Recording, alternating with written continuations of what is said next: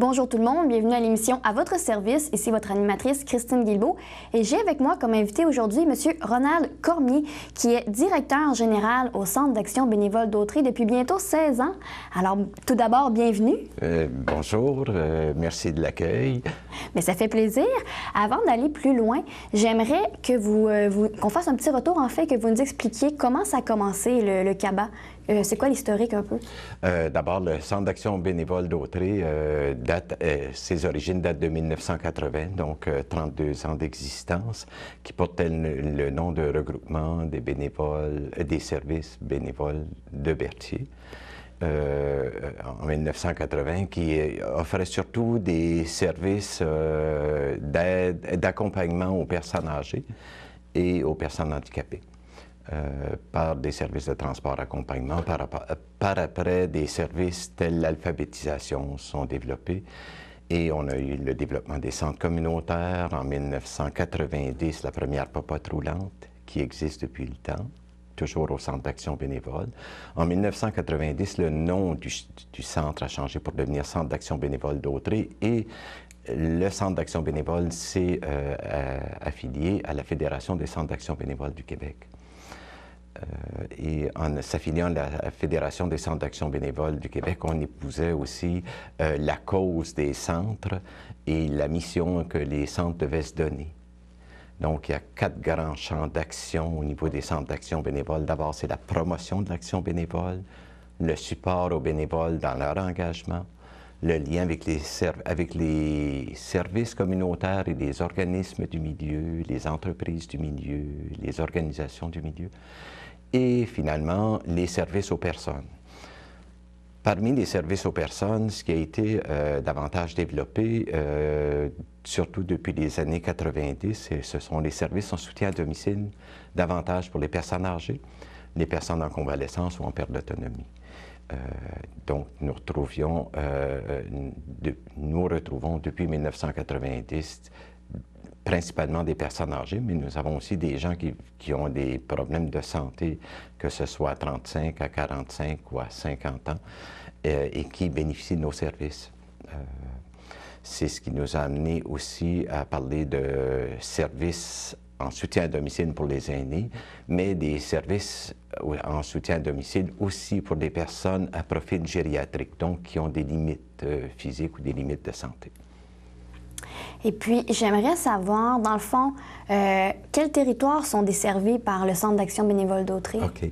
Le Centre d'action bénévole d'Autrey dessert 9 municipalités du centre et du sud de la MRC d'Autrey, soit de Lavaltrie jusqu'à Saint-Barthélemy, Sainte-Élisabeth et jusqu'aux îles, île du Pas et Saint-Ignace. Donc, 9 municipalités, plus de 35 000 de population à desservir.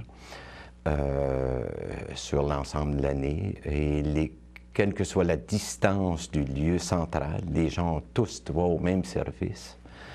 Et ils ne doivent pas payer plus cher, exemple, un repas parce qu'ils demeurent à Sainte-Élisabeth qu'ils demeurent à Berthier. Donc, nous devons gérer en tenant compte que c'est le même service, la même qualité de service que nous devons donner dans chacune des municipalités que nous desservons. Puis c'est quoi les services qui sont offerts par le Centre d'action bénévole d'Autrey? D'abord, toute demande de service passe par une demande où déjà on inscrit la personne comme usagère des services. Donc, cette personne-là, nous avons besoin d'informations la concernant. D'abord, s'il y a des problèmes de santé et de vérifier quel service elle a besoin. Et à partir de là, nous allons planifier le service. Il peut aussi avoir des rencontres d'évaluation à domicile pour mieux connaître la situation de la personne. Surtout lorsqu'une personne demande, exemple, un service de popote roulante, demande des repas. Les gens sont maintenant tous rencontrés chez eux avant le service pour connaître leurs conditions de santé.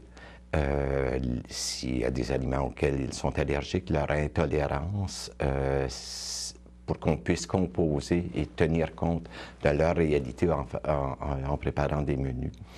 La popote roulante offre un service de livraison de repas 3 jours semaine avec 2 choix de menus à chaque jour. sur l'ensemble du territoire. Ce sont des repas chauds livrés à domicile. En plus des repas chauds livrés à domicile, les gens peuvent commander des menus spéciaux ou des produits dérivés, ou bien des congelés pour la fin de semaine. Sauf que de moins en moins de congelés sont demandés parce que les gens peuvent commander des repas qui sont livrés à domicile et qui sont scellés. Donc, ils peuvent les garder au réfrigérateur un bon 3 jours, 4 jours maximum, avant de pouvoir les réchauffer et tout simplement se servir de leur repas. Durant la dernière année, avec l'ensemble des services de la popote roulante, on parle de plus de 12 000 services personnes donc, qui ont été réalisés par le Centre d'action. C'est beaucoup. C'est beaucoup. C'est vrai. Pour le territoire, c'est beaucoup, compte tenu de la population, compte tenu des journées de livraison. Nous ne livrons pas 5 jours semaine. Ça serait trop onéreux. On n'a pas encore les moyens. Les subventions ne viennent pas nécessairement avec toute la demande qu'on pourrait avoir. Mais c'est des repas santé qui sont faits chez nous. Donc, le taux de sodium est calculé. Aucun gras trans, sans gras ajouté. Les glucides sont calculés pour les gens qui aussi sont diabétiques pour avoir des repas plus équilibrés. Ce sont des repas santé avec une bonne quantité de légumes, des protéines qui peuvent être surtout dans les viandes, les poissons. Mais les gens qui reçoivent la popote nous disent que ce sont de bons repas. Mais les repas pourraient aussi servir à des personnes qui ont des problèmes de santé qui ne sont pas nécessairement des personnes âgées, qui pourraient appeler au bureau et dire moi j'ai des problèmes de santé, j'arrive pas à avoir des repas équilibrés, j'ai besoin, j'aimerais pouvoir en bénéficier. Il n'y a aucun problème. La popote roulante n'est pas limitée au service des personnes âgées seulement. Puis, vous offrez la popote roulante. Je vois aussi, j'ai vu passer qu'il y avait des cours d'espagnol qui se donnaient. Quelle sorte d'activité aussi est-ce que dans vous les offrez? services, on pourrait peut-être faire 2 blocs de services. Le premier bloc de services, ce sont les services en soutien à domicile et des services directs aux personnes. On ne touche jamais les personnes au niveau de soins. On ne donne pas de bain, il n'y a pas de pansements qui se font par nos bénévoles, mais davantage des services qui permettent aux gens de mieux vivre chez elles. Donc, la popote roulante, le transport accompagnement médical. Donc, les gens qui ont besoin d'aller au médecin, d'aller à la clinique, d'avoir des traitements. Les gens qui ont aussi besoin de se rendre à la pharmacie. Et, au niveau des aînés, c'est assez large au niveau des services. Et des services d'intégration sociale, exemple, on retrouve aussi des gens qui ont des groupes de thérapie, des groupes qui participent à des groupes d'aide, qui seront accompagnés, transportés et accompagnés par nos bénévoles. Dans une année, durant la dernière année, c'était plus de 8000 transports personnes qui avaient été faits chez nous. Un autre service qui est beaucoup plus discret, mais qui n'est pas moins important, c'est ce que nous appelons les visites et téléphones d'amitié. Donc, dans les visites et téléphones d'amitié, c'est des gens qui s'ennuient chez elles, des personnes, qui demandent qu'ils peuvent avoir une visite par semaine, des fois 2, par des bénévoles. D'autres personnes qui demandent d'avoir un téléphone, exemple, le matin ou aux 2 jours ou aux 3 jours, pour qu'on garde un lien avec ces personnes qui sortent généralement moins de chez elles. Lorsqu'on arrive, ce sont davantage les services qui sont donnés à la personne qui sort moins de chez elle. Par contre, nous avons plusieurs services qui sont des services de socialisation, des activités de socialisation, des activités de prévention. Vous avez parlé de gymnastique de la mémoire. Nous avons des sessions gymnastique de la mémoire, prévention de chute. Les activités centres communautaires des aînés où les gens viennent vivre une journée, une partie de journée du moins de 10h, 10h30 l'avant-midi jusqu'à 3h l'après-midi. Un bout d'activité physique, des mini-conférences sur des sujets qui les concernent, un repas de groupe et une activité sociale dans l'après-midi. Une autre activité que nous retrouvons et qui est aussi appréciée, ce sont les fameux après-midi cinéma qui permettent à des gens de pouvoir sortir de chez elles, tout simplement vivre une après-midi où ils peuvent venir voir un film, suivi d'une période d'échange autour d'un café, biscuit. Au fond, c'est qu'on brise l'isolement des aînés. Tout le volet animation et prévention vise à briser l'isolement et à fournir aux aînés des possibilités de voir des gens hors de leur milieu. Et au fond, ils créent des réseaux aussi d'amitié, de liens, de références avec d'autres aînés où ils réalisent souvent qu'ils ne sont pas, ces personnes-là réalisent souvent qu'elles ne sont pas les seules à vivre ce qu'elles vivent. Donc, il y en a d'autres qui vivent aussi des situations similaires. Ça leur permet d'échanger sur ce qu'elles vivent aussi en lien avec leur famille, en lien avec leur milieu de vie. Des gens vivent à logement, d'autres vivent dans leur résidence. Je ne voudrais surtout pas passer sous silence tout le travail qui est fait par le Carrefour d'information pour aînés, qui est un service qui a commencé, d'abord ça a commencé avec comme un projet pilote en 2008, mais qui a rendu un service régulier du centre, qui permet aux personnes âgées de connaître tous les programmes et services gouvernementaux auxquels ils ont droit. Il y a des rencontres d'information qui se réalisent dans différentes municipalités autant qu'au centre d'action bénévole. À partir de là, les gens demandent souvent et ce que nous constatons, c'est qu'ils connaissent très peu les services auxquels ils ont droit. Exemple, plusieurs personnes ont droit à des allocations logement. Il y avait beaucoup de gens qui ne savaient pas qu'ils avaient droit à une allocation pour un appareil auditif ou visuel. Donc, à partir du moment où ils le savent, ils veulent surtout faire une démarche et il y a des équipes de bénévoles avec un coordonnateur qui les accompagne à compléter les formulaires. C'est la même équipe qui a le lien aussi avec les rapports d'impôts pour aînés à faible revenu. Pour nous, cette dimension est importante pour que les gens soient de plus en plus informés sur les services auxquels ils ont droit et les droits et de leurs droits aussi. Puis ce service-là fonctionne beaucoup. Je regarde l'an passé, lorsqu'on dit que nous avons complété plus de 400 demandes individuelles, de demandes d'aide, d'ajustement. Il y a même des gens qui arrivent et qui disent, bon, je viens de déménager, qu'est-ce que je fais? Toutes les questions des changements d'adresse, de les informer et même de les accompagner dans leur démarche. Êtes-vous de ceux qui aiment aller au fond des choses? De ceux qu'on appelle passionnés? Si oui, je vous invite à découvrir avec moi des gens comme vous. Des gens pour qui les rêves deviennent réalité. Des gens qui ont à cœur leur travail, leur talent ainsi que la qualité de leurs produits. Des passionnés qui font rayonner le savoir-faire de notre région. Passion, c'est des travailleurs, entrepreneurs et artisans. C'est la passion de découvrir des passions. Passion, c'est une émission qui s'en vient dans votre salon dès septembre. À CDRV, votre télé.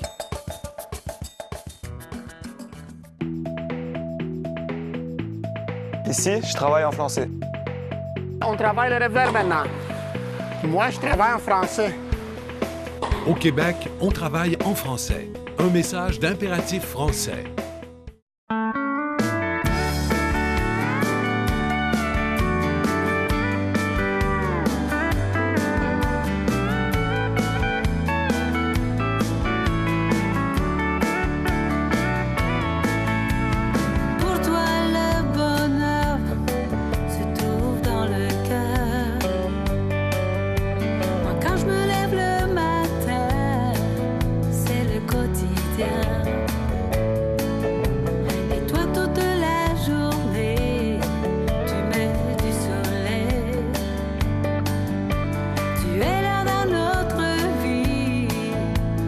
Bonjour, ici Diane Morin. Bienvenue à votre émission Le Relais du Country.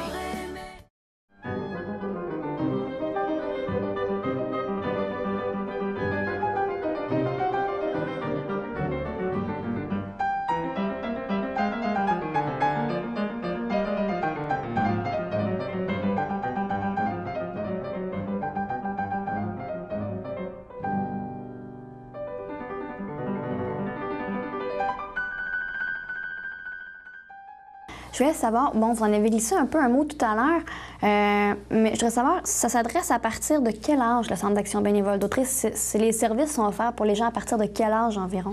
Mais les services, lorsque ce sont des services que nous offrons, les personnes de tout âge peuvent en bénéficier. Et ce qui est important, c'est que nous avons une clientèle que nous appelons des usagers, qui sont davantage des personnes âgées ou des personnes retraitées. Mais ce n'est pas exclusif. Nous avons fait du transport accompagnement médical avec des enfants qui s'en allaient à Sainte-Justine et qui ont besoin d'accompagnement, qui ont besoin de transport pour des traitements et pour...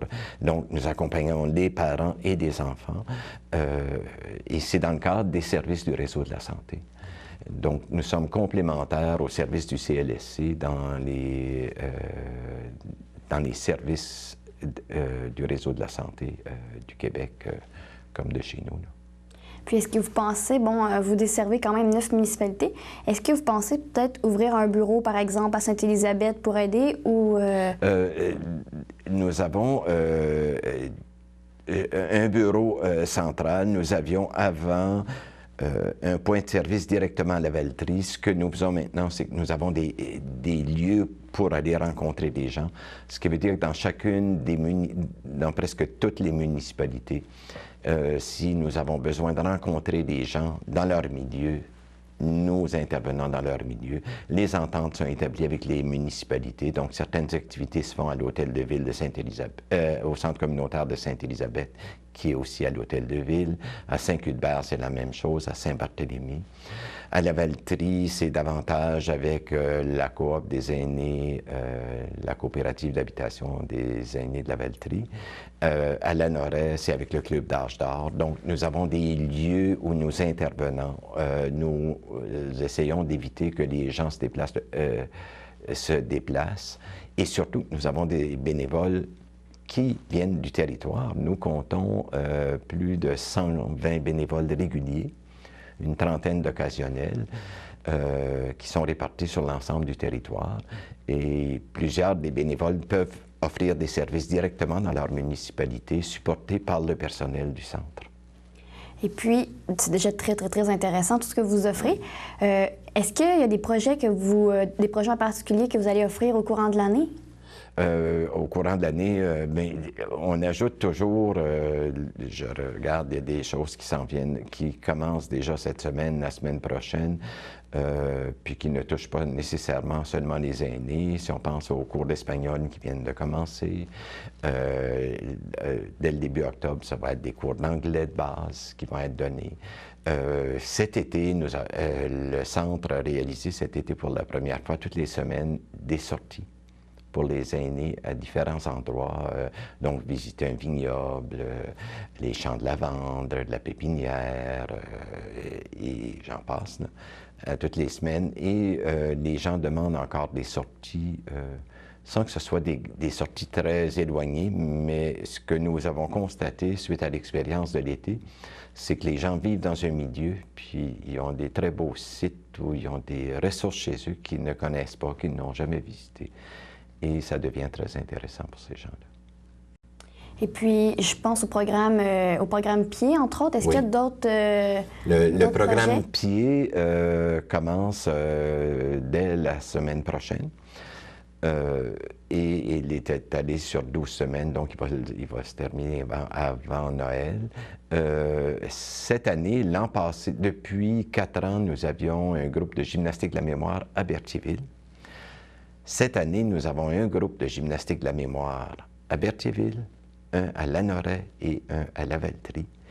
Les cours sont donnés par une intervenante de la commission scolaire, mais organisés par le Centre d'action bénévole, avec la collaboration des groupes dans les municipalités. Et les gens apprécient énormément. Et c'est un groupe qui va fonctionner de septembre à mai prochain. Toujours le même groupe, donc où il y a vraiment une démarche, un suivi, c'est fort intéressant. Et les gens qui ont participé veulent continuer l'année suivante et nous avons des groupes, dans certains groupes, des personnes qui sont à leur 5e année et pour continuer à travailler leur mémoire, garder leur mémoire, vivre toutes sortes techniques, de trucs, d'activités qui leur permettent de rester alertes sur le plan intellectuel. D'autres activités ont été réalisées qui pourront être réalisées encore, exemple des ateliers de scrapbooking, des ateliers où on fait de la décoration. Et il y a présentement un de plus, il y a un groupe d'animation qui va voir un peu à développer une coordination sur l'ensemble des activités de groupe. Ce que nous constatons, c'est que de plus en plus de gens veulent sortir de chez eux pour vraiment bénéficier d'activités qui leur apportent quelque chose, mais en même temps qui leur permettent de sortir de chez eux. Ça, c'est une... Et je regarde, il y a une activité aussi qui se déroule ici à Berthierville le vendredi après-midi. C'est des jeux de poche pour les personnes âgées. Ils font ça au centre. Ils ont du plaisir. L'été, il n'y avait pas eu d'activité de jeux de poche, mais là, dès septembre, là, le groupe est complet, les gens sont stimulés, ils veulent continuer. Ce sont des activités qui sont fort agréables, mais aussi intéressantes pour les personnes qui en bénéficient. Est-ce que vous comptez organiser peut-être des activités, je pense par exemple à l'Halloween ou à Noël qui s'en vient? Est-ce que vous faites des choses pour ces fêtes-là? Le 26 septembre, nous avons un dîner de lancement de l'année activité. Donc, c'est un dîner communautaire où on lance l'année activité à 4 reprises dans l'année. Le prochain sera en décembre, en lien avec Noël. Le suivant se fera en mars et l'autre en juin. C'est une activité qui regroupe des bénévoles et des usagers qui viennent partager un dîner ensemble et où nous en profitons pour donner de l'information et aussi organiser quelques tirages et quelques jeux pour que les gens puissent avoir du plaisir ensemble. Et puis oui, dans le fond, c'est ça. Est-ce que vous comptez, par exemple, est-ce qu'il y a d'autres projets, par exemple, que vous pensez... Oui, il y a des projets qui sont en marche, mais que nous ne voulons pas annoncer actuellement. D'accord. Si vous parlez d'Halloween, mais il y a probablement d'autres activités que nous allons annoncer en lien avec les thématiques des saisons. Et des événements qui se passent, que ce soit Halloween, que ce soit la Saint-Valentin, que ce soit Pâques ou Noël. Il y a toujours des activités qui se réalisent présentement. Il y a des équipes de planification et d'organisation à ce niveau-là. Et puis peut-être, juste rappeler, on l'a mentionné un peu tout à l'heure, j'aimerais aussi qu'on rappelle peut-être juste comment les gens font pour s'inscrire, par exemple. D'abord, les gens peuvent appeler au Centre d'action bénévole, avoir davantage d'informations en appelant au 450-836-7122 ou pour les gens de la Valtrie, pour éviter des interurbains, ils peuvent appeler au 450-875-0921. Pour demander d'informations, demander d'abord des services, demander plus d'informations et nous allons tout faire pour donner l'information et s'assurer que si c'est un service que nous pouvons leur offrir, que nous puissions leur offrir. Et je tiens à préciser que les gens ont reçu ou vont recevoir une lettre de sollicitation, mais avec un dépliant du Centre d'action bénévole. Qui présente tous les services parce que nous savons depuis quelques jours qu'il y a des gens qui ont lu le dépliant parce qu'il y en a qui nous appellent en disant « Est-ce que j'ai droit à ce service-là, moi? » Et bien sûr, souvent, la réponse est souvent « Oui, vous avez droit à ce service. » Et en même temps, c'est que à chaque année, toutes les résidences reçoivent une lettre de sollicitation par public postage général, mais avec le dépliant qui donne tous les services auxquels les gens ont droit. C'est fort intéressant lorsqu'ils font la demande. Et vous m'ouvrez une porte avec la sollicitation pour parler un peu de la levée de fonds. Oui, la levée de fonds qui se déroule du 15 septembre au 15 novembre cette année avec un objectif de recueillir 20 000 Notre président d'honneur est le pharmacien propriétaire de la pharmacie Jean Coutu, M. Chartier, M. Germain Chartier, qui est président d'honneur. Qui apporte sa collaboration, son enthousiasme aussi, son énergie. Et en plus, c'est que cette année, M. Chartier a décidé, que c'est une nouveauté, d'offrir aux gens qui voulaient faire un don au Centre d'action bénévole de le faire directement à la pharmacie Et les gens qui souhaitent avoir un reçu, il y a un formulaire qui sera complété à la pharmacie et les gens recevront leur reçu pour fin d'impôt s'ils donnent leur argent directement à la pharmacie. Et une nouveauté cette année pour la levée de fonds, ce qui était demandé depuis plusieurs années, est-ce que les gens peuvent payer par carte de crédit? Cette année, oui, c'est possible. Les gens doivent appeler, c'est le service dépositel de Desjardins, des caisses Desjardins, qui le traite en toute confidentialité, en toute sécurité. C'est très évident et les gens à ce moment-là peuvent faire un paiement en utilisant leur carte de crédit. Puis vous parliez donc de Desjardins, peut-être juste glisser un mot. Je sais qu'il y a eu une entente de 3 ans. Oui, Desjardins nous a offert, nous avons négocié une entente. Desjardins, depuis déjà 13 ans, était le commanditaire officiel de la levée de fonds publics qui se faisait du 15 septembre au 15 novembre.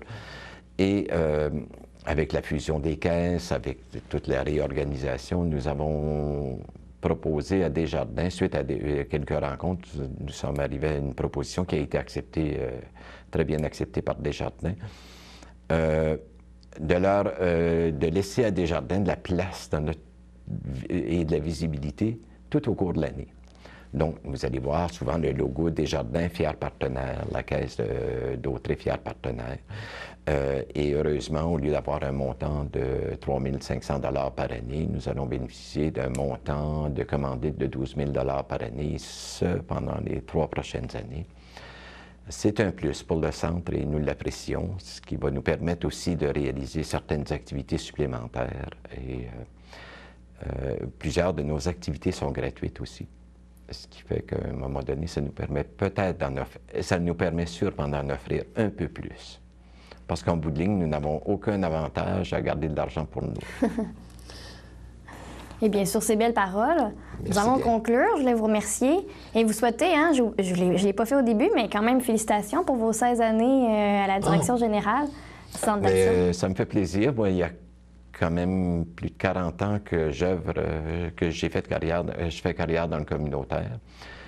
Mes années ici, ça a été des années de bonheur, de défis et de belles réalisations. Je suis très heureux. Et on vous en souhaite bien d'autres. Merci et merci bien de l'accueil. Bien, merci à vous.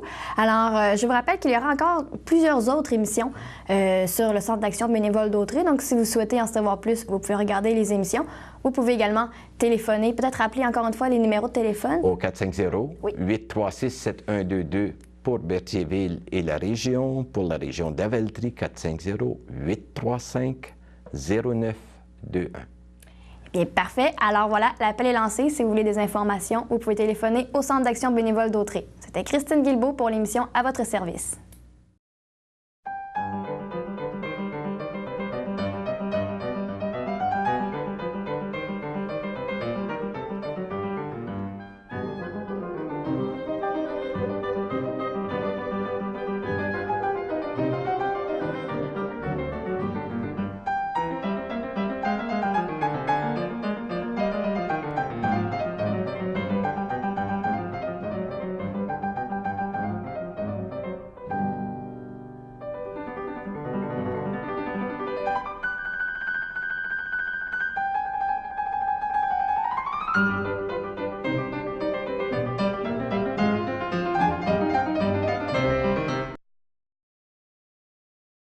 Bonjour, ici Jonathan Garnier, chef propriétaire de la Guilde culinaire et animateur de l'émission Ça va chauffer. Vous regardez CTRB Télé.